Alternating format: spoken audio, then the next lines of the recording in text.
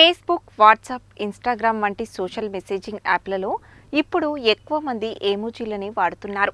తమ ఫీలింగ్స్ను మెసేజ్ రూపంలో కాకుండా ఎమోజీ రూపంలో చెప్పేందుకే ఎక్కువగా వినియోగిస్తున్నారు. జూలై 17న ప్రపంచ ఎమోజీ దినోత్సవం సందర్భంగా ప్రత్యేక కథనం.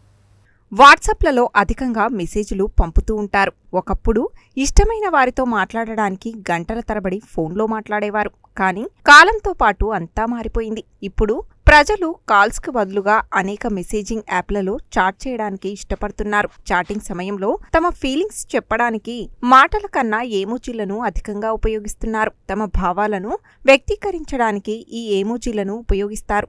ఎమోజీ ఇప్పుడు డిజిటల్ లాంగ్వేజ్గా మారిపోయింది. ఈ ఎమోజీల కోసం ప్రత్యేకంగా ఒక దినోత్సవము ఉంది. ప్రతి సంవత్సరం జూలై 17న ప్రపంచ ఎమోజీ దినోత్సవాన్ని జరుపుకుంటారు. అటువంటి పరిస్థితిలో ప్రజలు ఎక్కువగా ఉపయోగించే కొన్ని ఎమోజీలు ఇక్కడ ఉన్నాయి. అవేంటో తెలుసుకోండి. ఎమోజీలలో నవ్వు, ఆనందం, అతి ఆనందం, కన్నీళ్లు, కోపం వంటి ఎన్నో భావాలను తెలియజేయడానికి ఎమోజీలు ఉంటాయి. దీనిలో ఆనంద బాష్పాలను రాల్చే ఎమోజీ కూడా ఉంటుంది. ఇది నవ్వి నవ్వి కన్నీళ్లు రావడాన్ని సూచిస్తుంది. సంతోషాన్ని వ్యక్తం చేయడానికి ఈ ఎమోజీని ఉపయోగిస్తారు. అన్ని ఎమోజీలలో ప్రపంచంలో అత్యధికంగా వాడుతున్న ఎమోజీలలో ఇది అగ్రస్థానంలో ఉంది.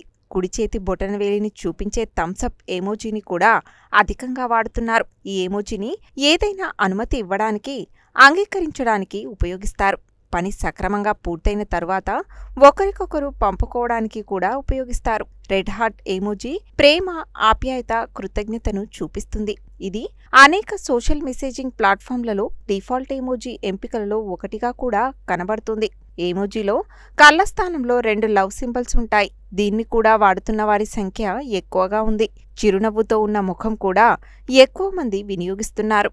2 చేతులను జోడించి చప్పట్లు కొడుతున్నట్టు మరో ఎమోజీ కూడా ఉంటుంది.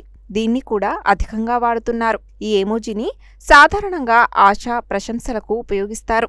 థ్యాంక్స్ చెప్పడానికి కూడా ఈ ఎమోజీని ఉపయోగించవచ్చు.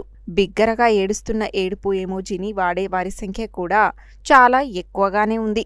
విచారం, దుఃఖాన్ని ఈ ఎమోజీ వ్యక్తపరుస్తుంది. ఈ ఎమోజీలో మూసిన కళ్ళ నుండి భారీ కన్నీటి ప్రవాహాలు ప్రవహిస్తాయి. ఇవి విచారకరమైన భావాలను కూడా తెలియజేస్తాయి. ఈ ఎమోజీని గర్వం లేదా మరింత ఆనందాన్ని వ్యక్తం చేయడానికి కూడా ఉపయోగిస్తారు. ఇప్పుడు అధికంగా వాడుతున్న ఎన్నో ఎమోజీలు ఉన్నాయి. ఇలా ఎమోజీలను మొదటిసారిగా కనిపెట్టింది జపాన్కు చెందిన షిగేటకా కురిటా. ఇతను 1999లో తొలిసారిగా ఎమోజీలు రూపొందించాడు. ఎమోజీ అనే పదం కూడా జపాన్ నుంచి వచ్చిందే. సోషల్ మీడియా ప్లాట్ఫామ్స్లో భాషతో నిమిత్తం లేకుండా తమ భావాలను వ్యక్తపరచడానికి ఎమోజీలు చక్కని సాధనంగా ఉపయోగపడుతున్నాయి.